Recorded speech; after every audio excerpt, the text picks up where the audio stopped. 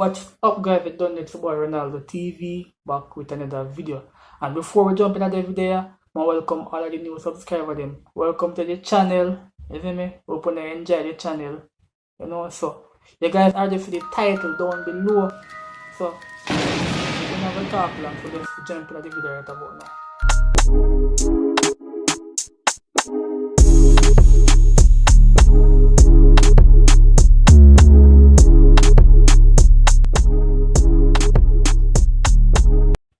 In a previous video, we took a look at some creepy conspiracy theories tied to various Disney theme parks, including Disneyland and Disney World.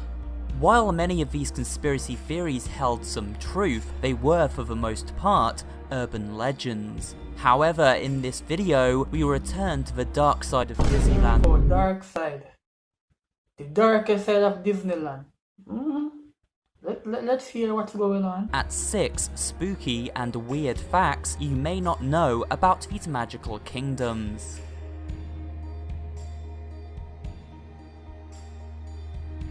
Over the years, there have been many different rides at Disney parks, and many of these rides have either been altered or removed over the years. So there's a good chance you may not have heard of the attraction Mr. Toad's Wild Ride. This ride is still operational at Disneyland after being first built in 1955. But bro, 1955, that's a long time. That's before me born, brother.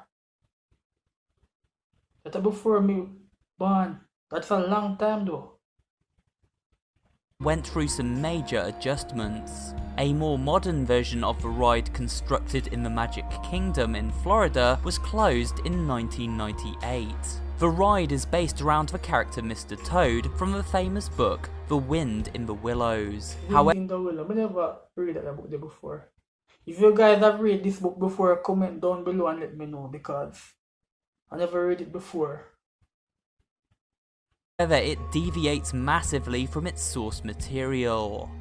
As you may remember, Mr. Toad was a madcap character from an affluent family who had a fleeting obsession with many different things throughout the story, one of these being fast cars. And in the story, he crashed these cars due to being an irresponsible driver. However, he never died and went to hell, which he does on this ride. That's right, Disney built a ride in which, after colliding with an oncoming train, tourists are taken into the very depths of hell. Well bro, I'm not going to that ride there, brother. You hear what you say? I hope you guys are listening. And this hell is complete with cartoon demons, a high temperature, and a giant green dragon. It's a strange and eerie design choice, basically showcasing Mr. Toad's death via car crash and his subsequent journey into the fiery afterlife, which, as stated previously, never occurred in the original story.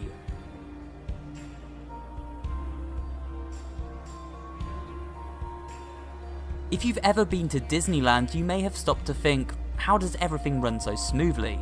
We rarely see character mascots and actors appearing in areas of a park they aren't supposed to. For example, we would likely never see a character such as Peter Pan in Tomorrowland. So how do these actors and mascots navigate the park without wandering through different zones they aren't meant to be a part of? How do shops continually get restocked without us ever seeing giant pallets of merchandise being unloaded? Well, maintaining the illusion of fantasy within the park was something Walt Disney had always held very dear. He wanted guests to lose themselves in this magical kingdom.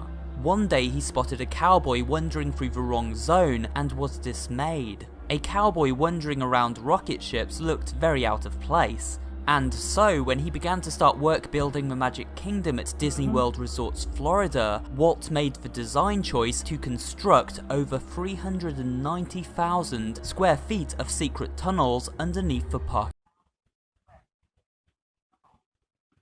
Bro, that's a whole heap of land, brother. Itself. These secret tunnels had since become the setting for many spooky stories and creepypastas, as well as urban legends which claim there are nefarious goings-on within them. However, in reality, these tunnels are simply a way for characters such as Mickey, Donald, and Goofy to get around the park without walking zone to zone in plain sight, thus maintaining the illusion of fantasy for the public. They are also used to store food and merchandise sold throughout the park, as well as containing facilities for the staff to enjoy their breaks in peaceful, air-conditioned surroundings.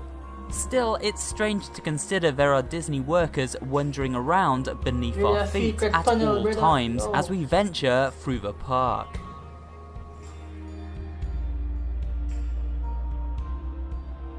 The Mickey Mouse Club isn't the only club at Disney. There is an adults-only VIP area that is shrouded by mystery and never really spoken about.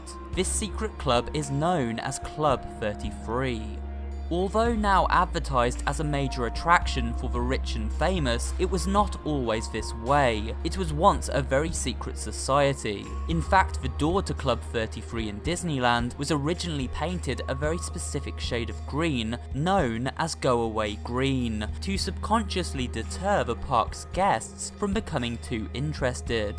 It first opened in Disneyland, California way back in 1967 as a way to entertain celebrities and Disney investors. The membership fee remains incredibly high to this day, around $30,000 and $15,000 per year thereafter to maintain your membership. Apparently, only 500 people are members of this secret society, and there is a long waiting list that rarely accepts new members. At least until very recently, when the club opened up a little more to the public. This leads us to wonder who the elite members of Club 33 are, and who has been part of this club over the years. What really goes on behind this closed door in Club 33's secret lounge?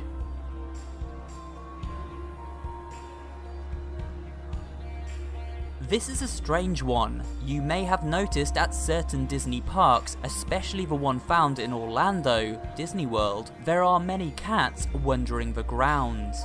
This is intentional, as the cats are said to be a way of maintaining the pest problem that comes with any outdoor attraction: rats. However, as these cats are essentially wild animals and feral in nature, the employees need to make sure they do not attack the guests, and are actively encouraged to deter them from doing so. The same can be said for the geese which inhabit the many ponds and lakes around the park. A former Disney employee commented, "The geese are the real threats. They're extremely territorial. They hiss, they bite, and they will chase you." So it's best to avoid these particular animals if you spot them while touring the park. Bro, listen to this now, brother. If me ever go foreign, when I go Disneyland, tell you the truth. When I go, not me.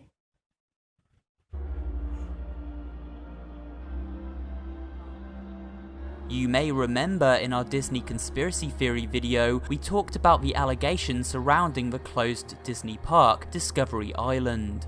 It's worth recapping this story of the park here, as well as noting that there have been several other closures by Disney over the years. This is not exactly creepy by itself, it's simply the way businesses work. However, the parks themselves definitely have a creepy vibe to them following their closure. The two most prominent closures were water parks, Discovery Island in 1999 and River Country in 2001. Both of these are located at Disney World in Orlando, Florida. Rumour has it that Discovery Island was closed down due to the mistreatment of animals within the facility, and River Country was closed due to the lack of guest demand. The creepy part of all of this comes from their continued state of decay. Each of these parks remains abandoned and gated off to the public. They are now ghost towns ruled by nature and still located within the main park, but not maintained in any way. They are overgrown and wild. Disney warns guests to stay away from them and not to trespass, as they are no longer safe, due in part to toxic pollution around Discovery Island, making the water dangerous, and alligators inhabiting the shallows, which means it's inadvisable to swim out to take a look. This hasn't deterred people from doing so, however, and capturing both photographic and video footage of the state of these parks. Discovery Island especially looks pretty creepy in this footage.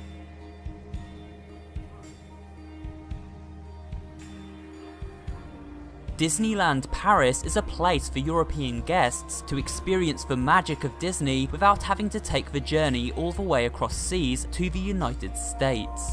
However, there are some morbid stories tied to this park involving the deaths of park staff and visitors. The first comes from the suicide of a chef who worked within the park in 2010.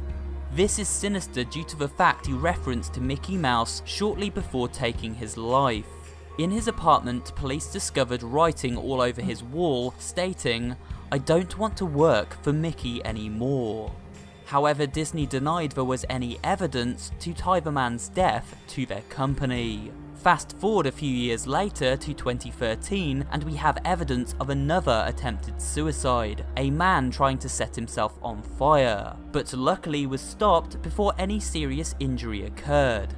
And that same year, a young child was seriously injured on one of the park's water-based attractions. There have also been numerous reports of poor work conditions at this park, driving many of the workers to a breaking point.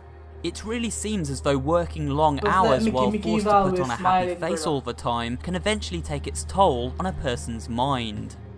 So while we often view Disneyland as a magical kingdom, it seems, as with anything in life, it also features its fair share of darkness. And that's it for today's video. Please remember to give it a like if you did enjoy watching, and maybe... You hear that land of darkness, bro, no? So you guys have made it to the end of the video. If you guys love this video, then hit that subscribe button. If you guys want more of this video, comment down below and I will do so. See you guys in the next one.